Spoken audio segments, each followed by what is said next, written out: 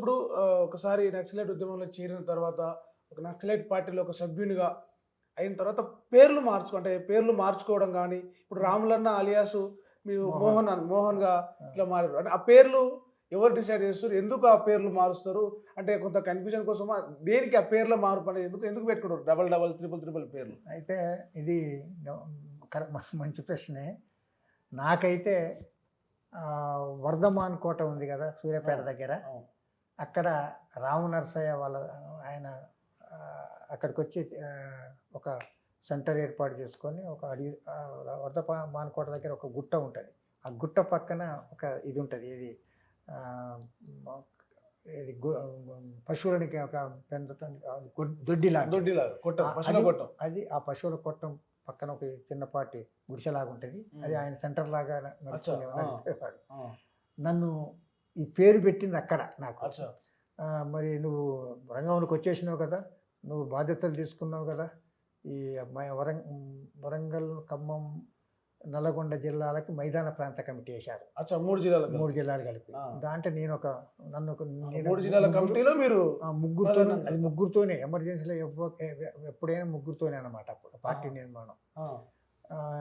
నీ పేరు మారాలే.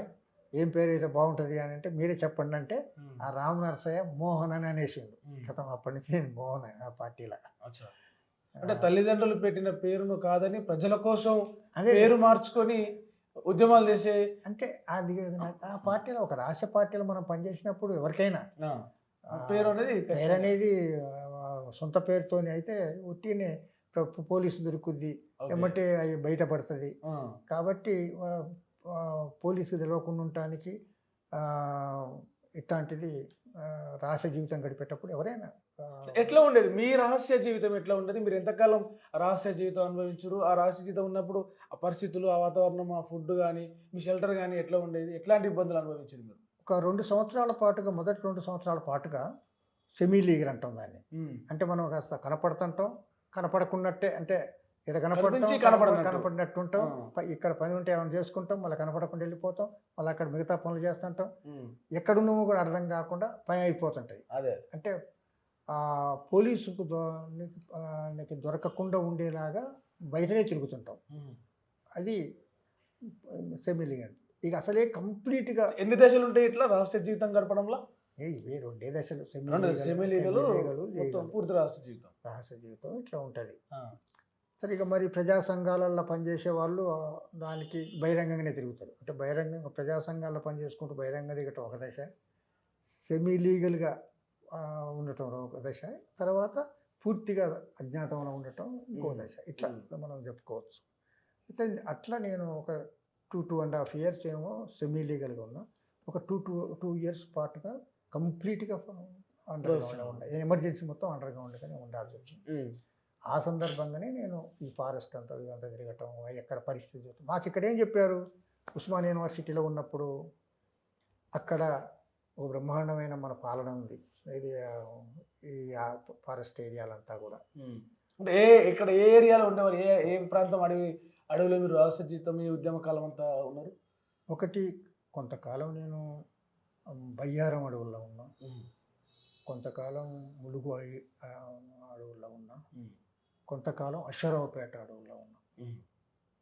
అంటే ఎట్లా ఉండేది అక్కడ? అప్పుడు మీ జీవన పరిస్థితి ఎట్లా ఉండేది? మీ ఫుడ్‌కు సమకూర్చుకోవడం గాని, మీ వస్తువులు కావచ్చు, ఏమైనా అవసరాలు ఎట్లా ఉండేది? రహస్య జీవితం ఉండేది ప్రజల్లోకొచ్చి తీసుకెళ్ళేవాళ్ళా? లేక ప్రజలు అందించేవాళ్ళా? నిత్యం పోలీసుల పహారా, నిఘా ఉండేది గదా మీ మీద.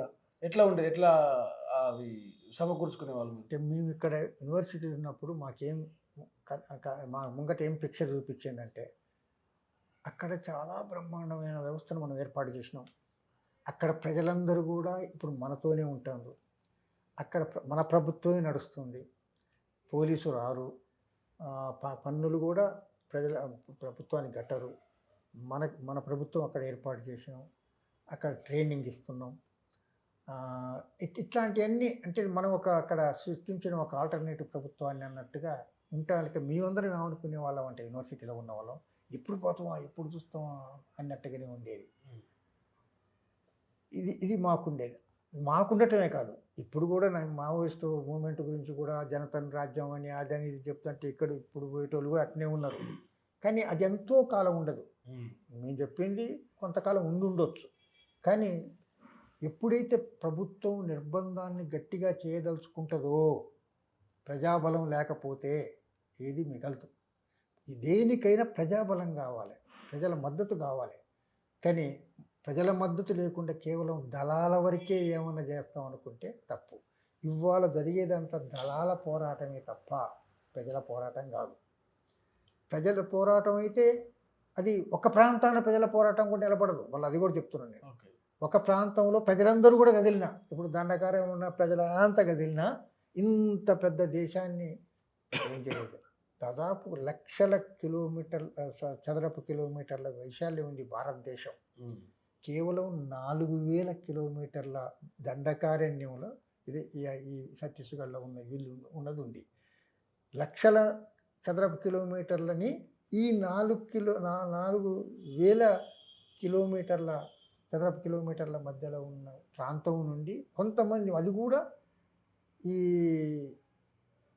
గిరిజనులు వాళ్ళే విముక్తి చేస్తారనుకోవటం తప్పు. ప్రపంచంలో ఏ మూల ఏ క్షణం ఏం జరుగుతుందో వేగంగా తెలుసుకోవడానికి తొలి వెలుగు వాట్సాప్ ఛానల్ని ఫాలో చేయండి.